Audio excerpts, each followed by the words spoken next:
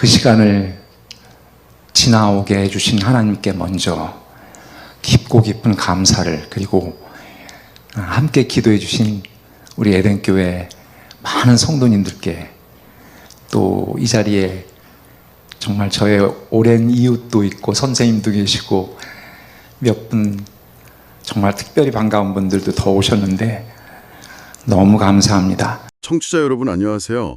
오늘 저희와 함께 깊이 파고들 자료는요, 유튜브 채널 에덴교회 6691TV에 올라온 영상입니다.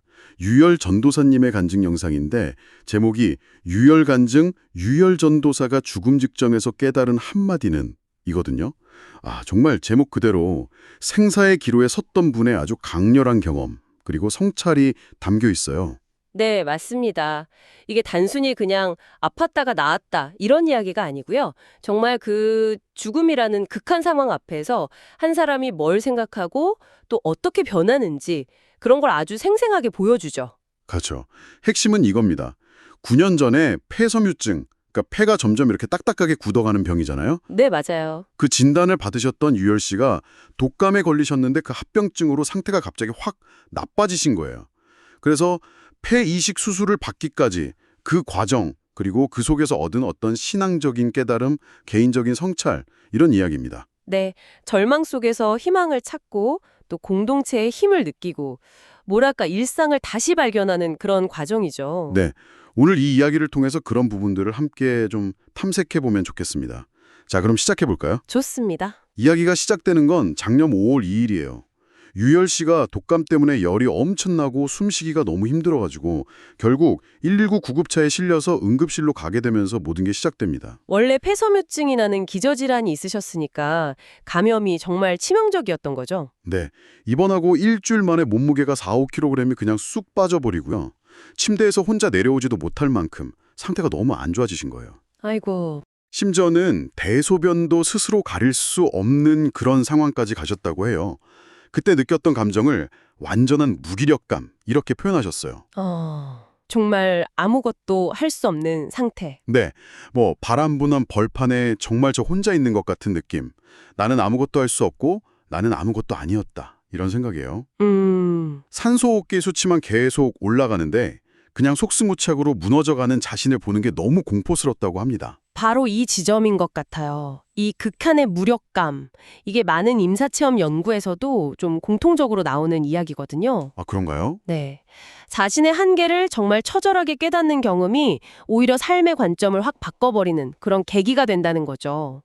유혈 씨 같은 경우에도 이 경험 때문에 모든 게 당연한 게 아니었구나, 다 선물이고 은혜였구나, 이걸 깨닫게 되신 거예요. 그 취약함 속에서 완전 인식이 전환된 거네요. 그렇죠. 네. 근데 더 흥미로운 건요, 죽음 자체에 대한 두려움보다 지난 삶에 대한 부끄러움이 훨씬 더 크게 다가왔다는 거예요. 아, 부끄러움이요? 네, 뭐 자기 생각, 상처, 이기심 이런 걸로 막 얼룩졌던 과거의 일들, 관계들, 또 그냥 의미 없이 흘려보냈던 시간들, 본인 표현으로 하나님이 제 삶에서 빠져 있었던 시간들, 이런 게 막 떠오르면서 엄청난 회한과 고통을 느끼셨대요. 와, 죽음 앞에서 그게 가장 헛다는 게 참... 네. 그래서 막 주님, 너무 부끄럽습니다. 제가 너무 무지했고 교만했습니다. 하면서 불쌍히 여겨주세요. 이대로 삶을 마감하는 건 정말 아닙니다. 이렇게 막 절규하면서 용서를 구하셨다고 해요. 하나님과 다시 함께하는 삶, 또 가족들이랑 소중한 시간을 보낼 기회를 달라고 정말 간절히 기도하신 거죠. 죽음 직전에 자기 삶 전체를 이렇게 돌아보는 걸 삶의 회고라고 하잖아요. 네네. 근데 거기서 부끄러움이라는 감정이 딱 전면에 나왔다는 게 이게 정말 기쁜 성찰 같아요. 단순히 후회만 하는 게 아니라 자기 존재랑 행동에 대해서 정말 깊이 직면하신 거죠. 그렇죠. 그래야 비로소 뭐랄까, 자신을 용서하고 구원해줄 존재가 필요하다는 걸 절감하게 되고 완전한 의탁 상태에 이르게 된다. 뭐 이렇게 볼 수도 있겠네요. 네, 맞습니다. 그리고 나중에 이제 베드로전서 말씀 통해서 이게 신학적으로 다 정리가 되고요. 그런데 상황은 계속 안 좋아졌어요. 6년 동안 다니던 병원에서는 아예 손 쓸 방법이 없다. 아내분한테 마음의 준비를 해라. 심지어 연명치료 여부까지 물었다고 하니까요. 아, 정말 절망적인 순간이었겠네요. 네.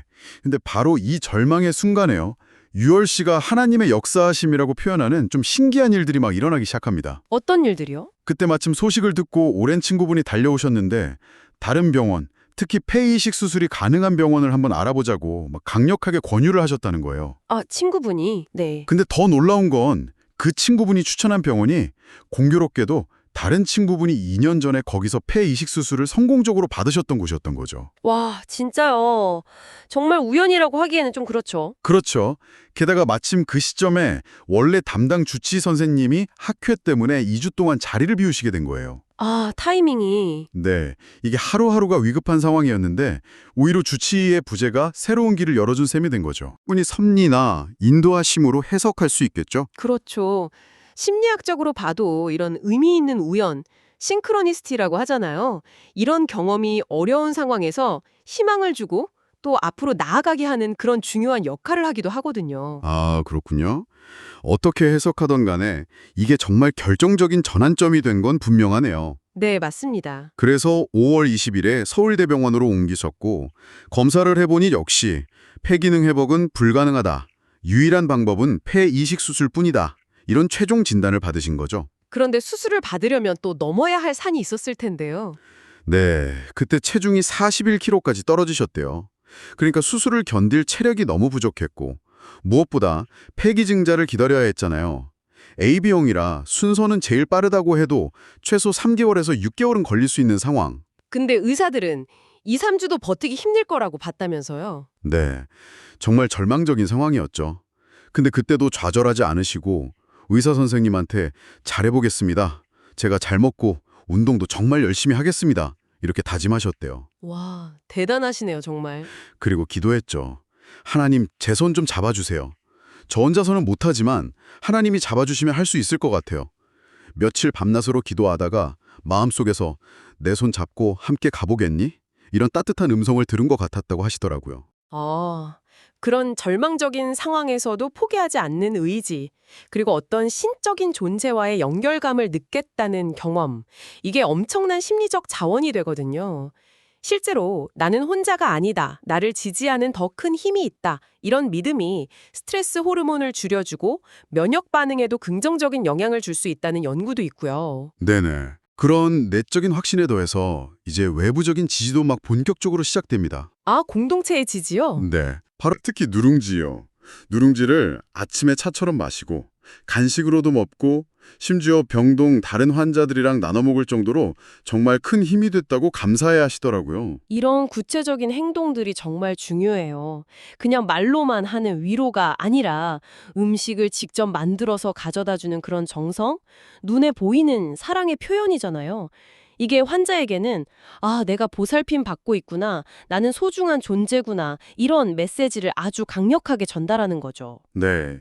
그래서 유엘 씨가 이걸 하나님께서 메신저들을 통해 전해주신 건강한 소망과 믿음, 또 기도로 수혈받는 것 같았다. 이렇게 표현하신 게 정말 와닿더라고요. 그렇죠. 공동체의 지지가 정말 생명력을 불어넣는 경험이었던 거죠. 그리고 회복을 위해서 노력하는 과정에서도 좀 특별한 깨달음이 있으셨어요.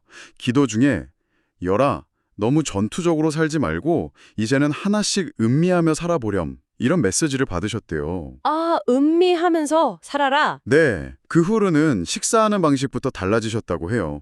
밥 한 끼를 먹더라도 이 쌀 한 톨, 채소 하나하나가 다 하나님의 창조물이고 또 농부의 수고, 여러 사람의 손길을 거쳐서 내 앞에 온 거다.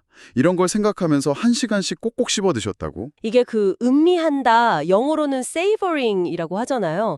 긍정심리학이나 마음챙김, 마인드풀니스에서 되게 중요하게 다루는 개념이거든요. 아, 그래요? 네, 단순히 먹는 행위 자체를 넘어서 그 과정에 담긴 의미나 감각에 집중하는 거예요. 그러면서 현재의 순간을 더 풍요롭게 경험하고 감사함을 느끼게 되는 거죠. 와, 고통 속에서도 의미를 찾고 작은 것에서 기쁨을 발견하려는 그런 의식적인 노력이네요. 그렇죠. 운동도 마찬가지였어요. 오래 누워 계셨으니까 근육이 다 빠졌을 거 아니에요. 네, 그렇죠. 정말 아기처럼 다시 시작해야 했을 텐데. 네. 재활치료사 도움받아서 침대에 등 안기대고 앉기 1분 성공, 다음엔 2분, 3분 이렇게 조금씩 늘려가고 그 다음엔 걸터 앉기 성공. 또 워커 잡고 서기 1분 성공.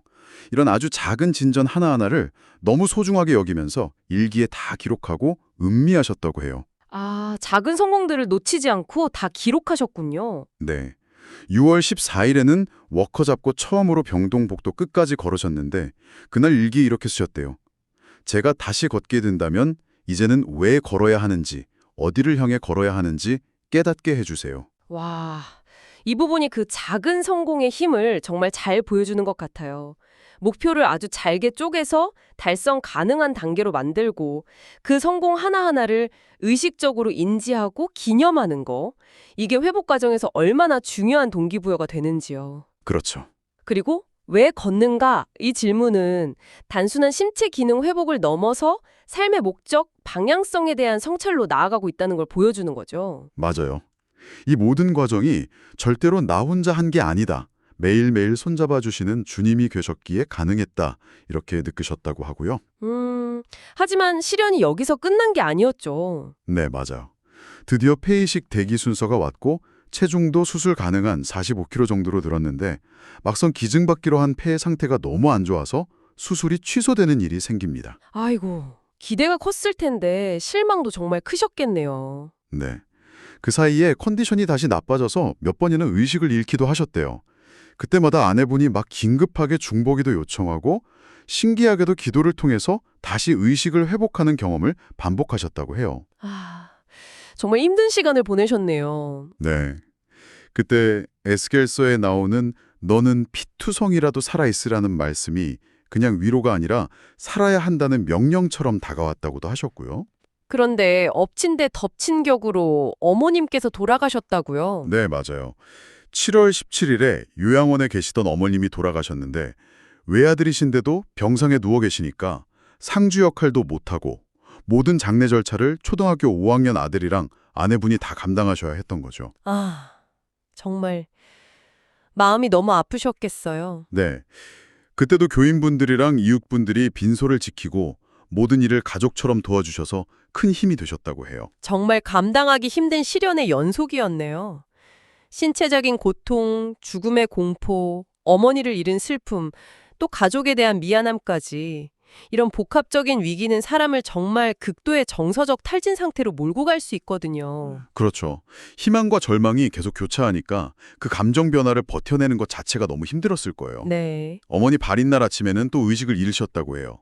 아내분은 발인에도 못 가고 병원으로 달려와야 했고요. 근데 바로 그날 또 다른 기증자가 나타나서 수술 준비에 들어갔는데 이번에는 국가수에서 부검 결정을 내리는 바람에 또 수술이 무산된 거예요. 아, 정말 어떻게 이런 일이 계속. 네. 담당 의사 선생님마저 이제 앞으로 일주일이 고비다 라고 말할 정도로 상황이 너무 안 좋아진 거죠. 유엘 씨 본인도 너무 절박해서 주님 살려주세요. 아들이랑 아내 곁에서 조금만 더 지켜볼 시간 좀 주세요. 이렇게 기도하셨다고 하고요. 심지어 병문안 오신 담임 목사님께 자신도 모르게 돌아보니까 다 감사였는데 이제 너무 힘이 드네요. 그냥 이제 저를 데려가셔도 감사할 것 같아요. 이렇게 말씀하셨다고 하니 그 절박함이 느껴지죠. 와, 정말 한계 상황까지 가셨던 거네요. 네, 바로 그 절체절명인 순간에 아내분의 꿈 이야기가 나옵니다. 아, 꿈 이야기요? 네, 남편분이 잠들면 위험하니까 아내분이 밤새 깨우셨는데 새벽녘에 잠깐 졸았대요. 근데 꿈에 키가 큰 분과 작은 분, 두 사람이 병실로 들어오더라는 거죠. 그분들이 유열 씨 머리를 이렇게 쓰다듬어주고 지켜보다가 작은 분이 이제 저분이 보고 들었으니 되었다. 이렇게 말했다는 거예요. 신기하네요. 아내분은 꿈에서 깨자마자 그분들이 예수님 같다는 생각에 예수님 하고 불렀는데 실제로 깨서 보니까 남편의 그 위험했던 이산화탄소 수치가 안정되고 있더래요. 그래서 살려주시겠구나 하는 강한 확신이 들었다고 합니다. 와, 그게 또 엄청난 힘과 위안이 됐겠네요, 정말. 네. 그리고 정말 거짓말처럼 그 꿈을 꾸고 딱 이틀 만에 건강한 폐 기증자가 나타났다고 합니다. 와, 정말 기적 같은 타이밍이네요. 몇 달을 기다려야 할 수도 있었는데. 그렇죠. 그날 저녁에 바로 7시간 동안 대수술에 들어갔고요. 수술 전에 상태가 너무 안 좋으셔서 의사들은 의식 회복까지 시간이 좀 걸릴 거라고 예상했는데 수술 끝나고 단 하룻밤 만에 아주 건강하게 깨어나셔서 중환자실 유리창 너머에 있는 아내분한테 손을 흔들어 보이셨다고 해요. 와, 정말 극적인 반전입니다. 근데 폐 이식 수술은 사실 끝이 아니라 새로운 시작이잖아요. 스스로 회복하고 재활하는 과정도 정말 엄청난 인내와 노력이 필요했을 텐데요. 맞아요.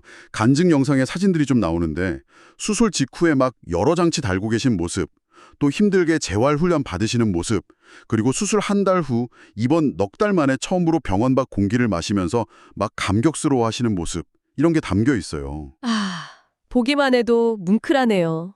네, 밤낮으로 병동 복도를 걸으면서 재활에 힘쓰셨고 수술 3주 후부터는 본격적으로 앉기, 서기, 걷기, 근력 운동 이런 고된 재활 훈련을 석 달 동안 계속 하셨다고 해요. 그때 힘이 되었던 말씀들이 있었다고요? 네, 시편 103편 내 영혼아 여호와를 송축하며 그의 모든 은택을 잊지 말지어다. 이 말씀이랑 로마서 5장 말씀 환난은 인내를, 인내는 연단을, 연단은 소망을 이루는 줄 아미로다. 이 말씀들이 특히 큰 힘이 되셨다고 해요. 아, 예전에는 그냥 글자로만 보이던 말씀들이 정말 죽음의 문턱을 넘나드는 경험을 하고 나니까 살아서 다가왔다 이렇게 표현하시더라고요. 그렇죠. 그 고난의 경험이 기존에 가지고 있던 어떤 신념 체계, 성경 말씀 같은 것에 완전히 새로운 의미와 깊이를 부여하는 거죠. 특히 그 로마서 말씀은 역경, 즉 환난이 인내를 낳고 그 인내가 성숙, 즉 연단을 가져오고 결국에는 희망, 소망으로 이어진다는 아주 긍정적인 심리적 틀을 제공하잖아요. 네네. 이런 의미 부여 과정이 극심한 고통을 견뎌내고 회복으로 나아가는데 정말 중요한 역할을 합니다. 그렇게 이번 6개월 만인 작년 10월 말에 드디어 퇴원하셨고요. 이후에 집에서 꾸준히 재활하셔서 올해 3월 중순부터는 교회 현장 예배에도 참석할 수 있게 되셨다고 합니다. 와, 정말 대단한 회복이네요. 네, 이 모든 과정이 정말 에베네셀, 즉 하나님이 여기까지 우리를 도우셨다는 살아있는 경험이었다고 고백하시고요. 그리고 자신에게 새 생명을 주신 그 폐 기증자분과 가족분들께 정말 깊은 감사를 표하면서 그 숭고한 나눔에 보답하는 마음으로 자신과 아내분 역시 사후 장기 기증을 서약하셨다고 밝혔습니다. 아, 정말 아름다운 결정이네요. 네, 그리고 그분의 카카오톡 상태 메시지가 기억하라 이거래요. 느낌표 4개. 기억하라, 강렬하네요. 네, 지난 그 광야 같았던 시간 속에서 받은 하나님의 도우심과 사랑, 또 공동체로부터 받은 그 은혜를 절대로 잊지 않겠다는 다짐이라고 합니다. 기억과 감사, 이게 정말 회복 이후 삶의 핵심 키워드가 된 것 같네요. 죽음의 문턱에서 돌아와서 얻은 이 보너스 같은 삶을 이제 어떻게 살아가야 할 것인가, 여기에 대한 깊은 성찰이 느껴집니다. 그렇죠. 단순한 생존을 넘어서 삶의 의미와 목적을 다시 세우는 과정인 거죠. 그래서 비슷한 어려움을 겪는 분들께 이렇게 조언하세요. 힘든 상황 그 자체에 너무 빠져 있지 말고 그 안에서 일하시는 하나님의 손길을 믿고 발견하려고 노력해보라고요. 그러면 절망 속에서도 감사가 넘치게 되고 그 감사가 바로 삶을 살아갈 에너지가 된다는 겁니다. 숨 쉬는 거, 바람 느끼는 거, 걷는 거, 가족이랑 같이 밥 먹고 이야기하는 거, 아들 학교 배웅하는 거, 이웃과 마음 나누고 아픈 사람 돕는 거, 이 모든 평범하고 사소한 일상들이 이제는 이전과는 완전히 다르게 느껴진다는 거예요. 하나님의 놀라운 선물이고 기적으로. 와. 마치 어릴 때 소풍 가서 보물찾기 하듯이 마음과 영혼의 눈을 열어서 일상 곳곳에 숨겨진 하나님의 선물을 매일 발견해보라고 권하시더라고요. 아, 보물찾기 비유 좋네요. 근데 이게 꼭 극적인 경험을 한 사람에게만 해당되는 얘기는 아닐 거예요. 우리 모두에게 던지는 질문이죠. 우리는 얼마나 자주 일상의 기적들을 그냥 당연하게 여기면서 놓치고 살아가고 있을까? 맞아요. 그분의 경험은 고통이라는 아주 강력한 렌즈를 통해서 비로소 일상의 가치를 다시 발견하게 되는 과정을 보여주는 거잖아요. 청취자 여러분, 각자의 삶 속 보물은 과연 무엇일지 한번 생각해보게 하는 아주 강력한 메시지인 것 같습니다. 그리고 또 흥미로운 지점이 그의 과거 이력과 이게 연결된다는 점이에요. 아, 과거 이력이요? 네, 폐섬유증 진단받고 가수 활동을 거의 접으셨던 5년 전쯤에요. 목회자가 될 생각은 전혀 없었는데 그냥 하나님을 좀 더 깊이 알고 싶다는 마음으로 신학대학원에 진학하셨고 2년 전에 졸업하셨대요. 아, 신학 공부를 하셨군요. 네, 당시에는 그냥 개인적인 탐구였는데 이번에 이 죽음의 문턱을 넘나드는 큰일을 겪고 다시 태어나고 보니까 그 신학 공부 경험들이 마치 흩어져 있던 퍼즐 조각들이 딱 맞춰지는 것처럼 연결되면서 새로운 의미를 갖게 되더라는 거죠. 와, 이제는 자신의 간증과 찬양을 통해서 복음을 나누는 삶, 이게 자신에게 주어진 새로운 소명처럼 느껴진다고 해요. 이게 그 스티브 잡스가 말했던 커넥팅 더 낫스 같은 거네요. 과거에는 의미 없어 보였던 점들이 어느 순간 돌아보면 하나의 의미 있는 선으로 딱 연결되는 거. 아, 맞아요. 딱 그 비유가 떠오르네요. 네. 그 신학 공부가 이제는 개인적인 탐구를 넘어서 다른 사람들과 자신의 경험을 나누고 소통하는 중요한 도구가 된 셈이죠. 그렇죠. 그래서 이 새로운 길을 잘 걸어갈 수 있도록 기도를 부탁하기도 하셨고요. 마지막으로는 요한복음 13장 말씀. 내가 너희를 사랑한 것 같이 너희도 서로 사랑하라. 그리고 에베소서 4장 말씀. 서로 친절하게 하며 불쌍히 여기며 서로 용서하기를. 이 말씀들을 인용하시면서요. 우리에게 주어진 매 순간을 소중히 여기고 무엇보다 서로 사랑하고 용서하면서 살아가기를 축복하는 메시지로 간증을 마무리하십니다. 네, 사랑과 용서. 결국 그게 핵심 메시지네요. 자, 유열 전도사님의 이 깊고 또 강렬했던 이야기가 청취자 여러분께는 어떤 울림을 주었을까요? 극한의 고통 속에서도 피어나는 인간의 회복 탄력성, 또 위기 상황에서 발휘되는 신앙과 공동체의 지지력, 그리고 평범한 일상 속에 숨겨진 감사의 재발견, 또 고난을 새로운 삶의 목적으로 승화시키는 과정까지 정말 많은 생각거리를 던져주는 경험인 것 같습니다. 네, 오늘 살펴본 이야기는 큰 시련을 겪고 나서야 비로소 일상의 소중함과 기적을 발견하게 되는 과정을 아주 극적으로 보여줬어요. 여기서 우리가 한 걸음 더 나아가서 이런 질문을 던져볼 수 있을 것 같아요. 반드시 그런 혹독한 시련을 겪기 전에 우리 삶 속에 이미 존재하고 있지만 너무나 당연하게 여겨왔던 그 선물들을 미리 발견하고 그 가치를 알아차릴 방법은 없을까? 아, 그 질문 좋네요. 미리 발견하는 방법? 네, 청취자 여러분의 오늘 하루, 그 평범함 속에 숨겨진 보물은 무엇인지 잠시 멈춰서 한번 찾아보는 시간을 가져보시는 건 어떨까요? 네, 오늘 저희와 함께 이 특별한 여정에 동행해 주셔서 정말 감사합니다. 끝까지 시청해 주셔서 감사합니다. 구독과 좋아요, 그리고 알람 설정은 영상 제작에 큰 힘이 됩니다. 할렐루야.